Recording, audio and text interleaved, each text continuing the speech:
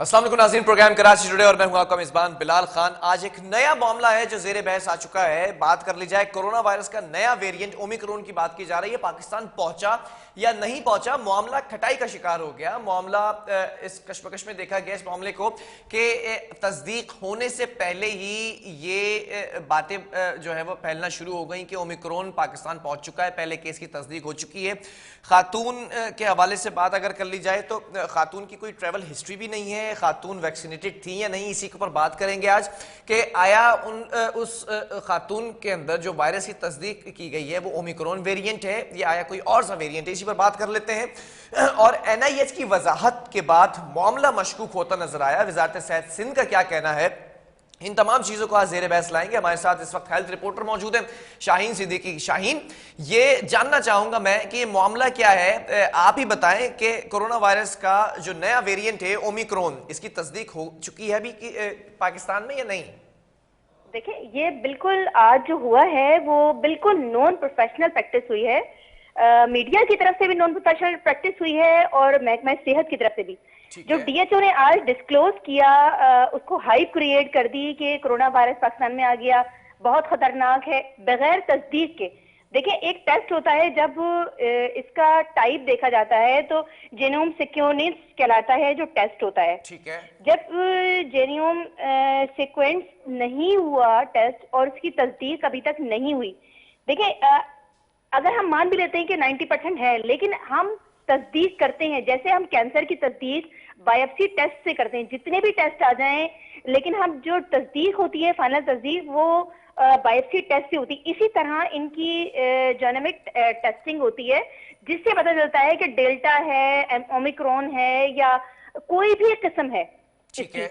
लेकिन जब तक इसकी तस्दीक नहीं हुई, अब अच्छा, डीएचओ जो है वो ये बरस खातून का पड़े टेस्ट कब खान हुआ पे। था शाहीन?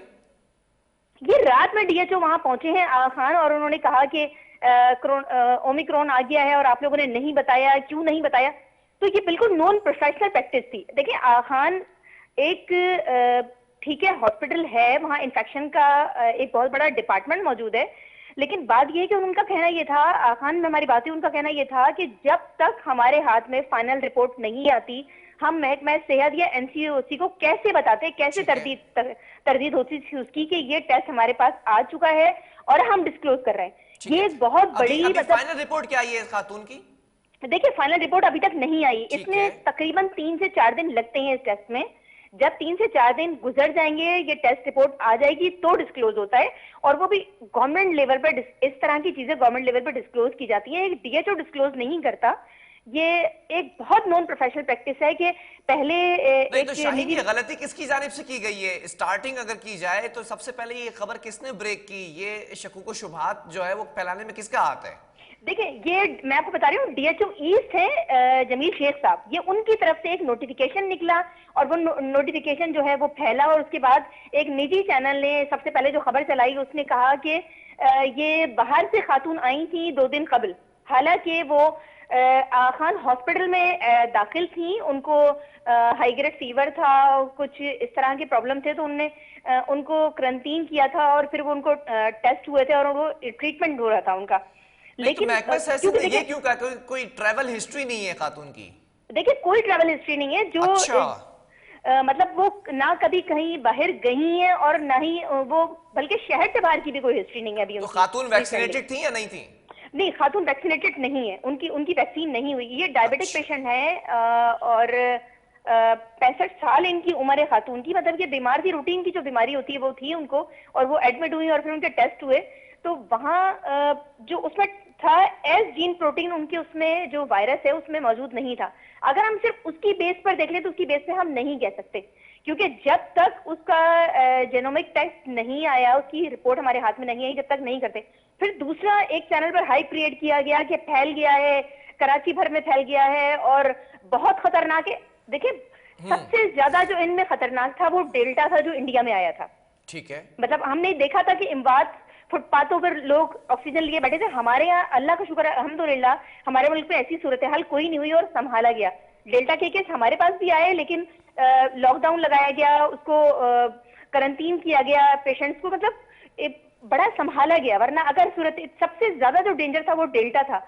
अगर डेल्टा में ऐसी कोई बात होती तो चले उसको भी किस तरह डिस्क्लोज किया गया, मतलब सरकार गवर्नमेंट ने डिस्क्लोज किया और वैक्सीनेशन को चले ही बार बार कहा शाहीन, गया कि मैं जरा वैक्सीनेशन। इसको आगे बढ़ाना चाहूंगा इस स्टोरी को कि ये खबर आती है डीएचओ ईस्ट की जानिब से, और फिर जो डिप्टी कमिश्नर हैं जिला शर्की, उन्होंने माइक्रो स्मार्ट लॉकडाउन लगाने की जो सिफारिश की है, इसी बेस पे, इसी खबर की बेस पे किया क्या?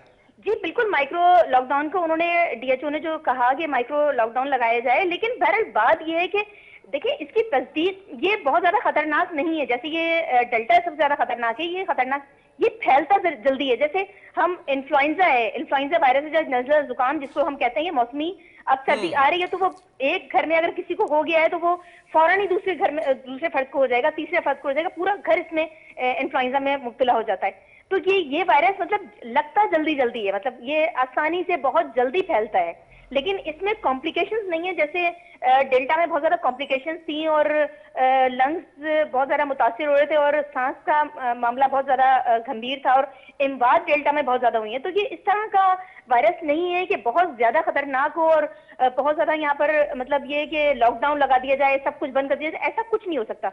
अच्छा, लोग इस अब खबर वैक्सीनेट हो के गए हैं। फैलने के बाद महकमा सेहत सिंध का क्या मौकफ है, उनकी तरफ से क्या एलामिया जारी किया गया, क्या ब्रीफिंग दी गई, एक्सप्लेनेशन क्या दी गई इस केस के बारे में? देखिए हमारी बात हुई खान में भी, हमने इसकी तस्दीक की, तर्जुमान है हमारी, उनसे बात हुई, फिर हमारी इन्फेक्शन डिजीज की है डॉक्टर बुशरा जमील, उनसे हमारी बात हुई। उन्होंने कहा शाहीन, जब तक हम इसकी तस्दीक नहीं हो जाती, जब तक हम फाइनल नहीं बता सकते। और खान का इरादा यही था कि अगर इसकी फाइनल जेनोमिक रिपोर्ट आ जाती तो उसके बाद हम गवर्नमेंट को बताते, और एनसीओसी बीच में है और एनसीओसी को बताया जाता। इस तरह डीएचओ ने जो किया ये बहुत ज्यादा गलत प्रैक्टिस थी, नॉन प्रोफेशनल प्रैक्टिस ठीक थी है, कि आप, ये इंतहाई गैर जो है वो संजीदा हरकत है कि फौरन तस्दीक किए बगैर खबर को ब्रेक कर दिया।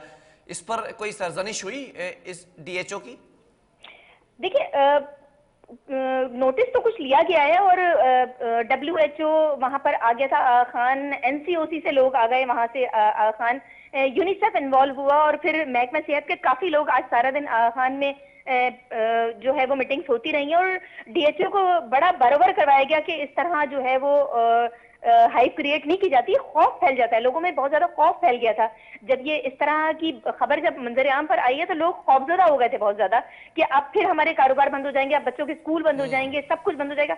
मतलब ये इस तरह हाइप क्रिएट नहीं की जाती। अभी आपने देखा होगा कि बड़े तहम्मुल से मिनिस्टर साहिबा का मैसेज आया कि लोग घबराएं नहीं, परेशान नहीं हो, ये बहुत खतरनाक नहीं है, लोग वैक्सीन करवाएं और मतलब आराम से रहें, तहम्मुल से रहें। मतलब ये एक बहुत बड़ी जिम्मेदारी उन्होंने अपनी पूरी की, और मतलब ये एक बहुत बड़ी जिम्मेदारी की बात है, क्योंकि महकमा सेहत की तरफ से, डीएचओ की तरफ से ये एक बहुत बड़ा नॉन प्रैक्टिस, जो प्रोफेशनल प्रैक्टिस हुई है। तो फौरी तौर पर मिनिस्टर साहिबा ने उसको बताया, लोगों को समझाया कि ये बहुत ज्यादा अच्छा, खतरनाक जैसे नहीं कि है। आपने बताया, शाहीन के जो खातून है 65 साल इनकी उम्र है और ये वैक्सीनेटेड नहीं है।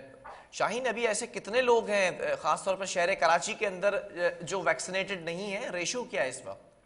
देखिए रेशो, वैक्सीन बहुत बड़ी तादाद में लोगों ने वैक्सीन लगवाई है, लेकिन हमारे यहाँ एक मसला ये है कि लोगों ने, जैसे ही कहा गया कि सिम बंद हो जाएंगी, तो लोग एक बहुत बड़ी तादाद में वहाँ सेंटर्स पर पहुंचे और लोग वैक्सीन पहली डोज लगवा ली, लेकिन दूसरी डोज बहुत सारे लोग हैं, इसमें अगर हम लगा लें जिन लोगों ने लगवाई है उसमें से 20% लोग ऐसे हैं जिन्होंने अभी तक सेकंड डोज नहीं लगवाई है। लेकिन सेकंड डोज अगर वो लगवा लें, 6 माह का, हमारी माहिरीन से बात हुई है कि 6 माह का टाइम होता है, अगर आपने 6 माह पहले भी लगवाई है तो आप दूसरी डोज लगवा सकते हैं। तो वैक्सीन तो काफी बड़ी तादाद में शहर में भी लगवाई है लोगों ने, और पूरे मुल्क में बड़ी तादाद में वैक्सीन लगी है, और इस वक्त तो हर जगह मतलब मौजूद है। आप ये देखें कि अफगान जो शहरी हैं, खासतौर पे अफगान शहरियों के लिए 5 वैन जो है वो उनकी आबादियों में भेजी जा रही हैं, डेली वो जाती हैं और वैक्सीनेट होते हैं लोग, और उनको वैक्सीनेट किया जाता है, और बाकायदा नादरा का एक बंदा होता है साथ में, और वो पूरा आईटी सिस्टम उन्होंने किया हुआ है, और उसको पूरा मतलब रजिस्टर किया जाता है, और बाकायदा डायरेक्टर हेल्थ से भी हमारी पिछले दिनों बात हुई थी, उन्होंने बाकायदा दिखाया है, कार्ड भी डायरेक्टर हेल्थ की जानिब से इशू किया गया है, और वो पूरा बाकायदा उनको कार्ड इशू किया जाता है जब वैक्सीनेट किया जाता है। तो मतलब आपके दरबार अच्छा दरवाजे शाहीन, पर एक मौजूद सवाल है यहाँ जो पर करना वैक्सीन। चाहूंगा, जैसे आपने अभी आगाज में कहा अपनी गुफ्तगू के डेल्टा वेरिएंट को अगर कंपैरिजन किया जाए ओमिक्रॉन से, तो ओमिक्रॉन इतना ज्यादा खतरनाक नहीं है।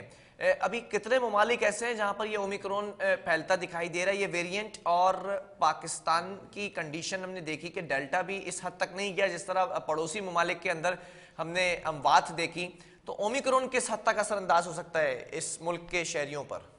देखिए, ओमिक्रॉन की अगर हम बात करें तो अगर हम इन्फ्लुएंजा वायरस की बात करें तो इन्फ्लुएंजा वायरस की बहुत ज्यादा अकसाम है।